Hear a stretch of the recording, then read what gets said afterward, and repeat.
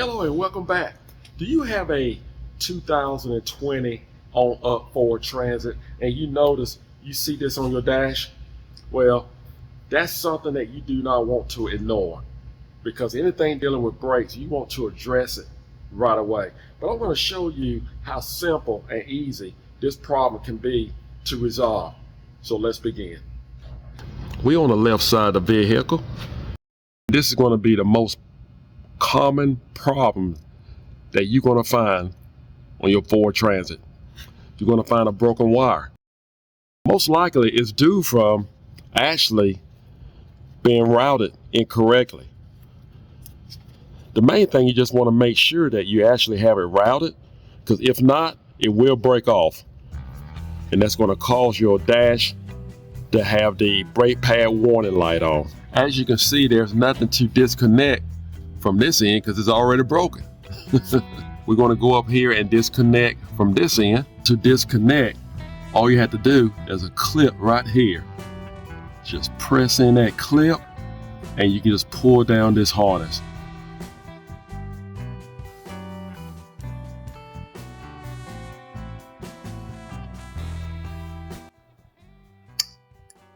Our old sensor, of course. Here's our new sensor. Part number, price range. Now, the rear and the front sensor is going to be two different sensors. You're going to find your sensors on the left side of your Ford Transit. You're going to find it on the left front and the left rear. Again, they are two different sensors. So this is the one for the left front. And when you install it, you want to make sure that this section right here goes up against the rotor. It faces the rotor. That is very important. Make sure when you remove your sensor that you do not remove this tie strap. Just keep it in place. There's no need to remove it. Take this moment to blow away any dirt that may be around the connector.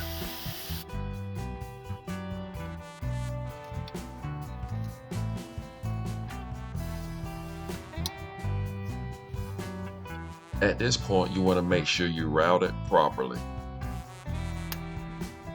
You want to use your bleeder dust cover to support your sensor.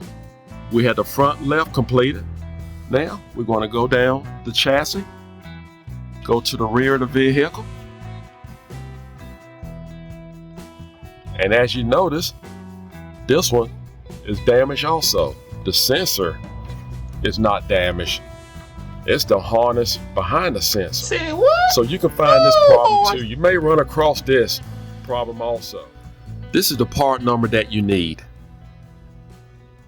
And the price range. Now, most likely, if you need this part, the Ford dealer is going to have to order it. Some odd reason, the local average Ford dealer just don't keep it in parts. I don't know why. And it's going to come with a 2-wire connector, heat shrink connectors. Now you can order this also off of Amazon, some aftermarket online stores, and it'll probably be a little bit cheaper. Make sure you keep up with your old connector, because that can help you to hook up your new connector. So with that said, you can see that this is going to be right here, our yellow wire. And this one here will be our white wire. Pre-cut your wire as needed. Slide in your heat shrink. Next, you'll twist your wires and you'll slide in your bug connectors. Clamp it down. And of course, do the same for the other wire. What I'm going to do next is disconnect from the harness right here, and this will kill any power.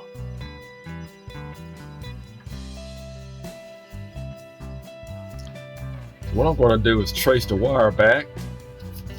I'm going to take a razor blade and just cut along here. Try not to damage any wires. Just want to split the cover. The purpose for this is to try to locate the white wire. We have located the other broken wire. Next, we will strip the ends of both wires, just enough to install our connectors. Twist the end of both wires and insert your connectors. Next, we're going to use a heat gun for our heat shrink.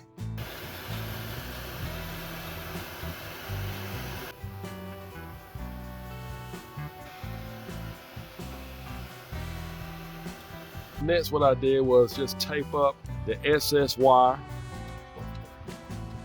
And I'm just going to put a loom, some wire loom over here. Now we can connect to our wear brake pad sensor. It would not hurt to order a new mount bracket for your sensor if possible.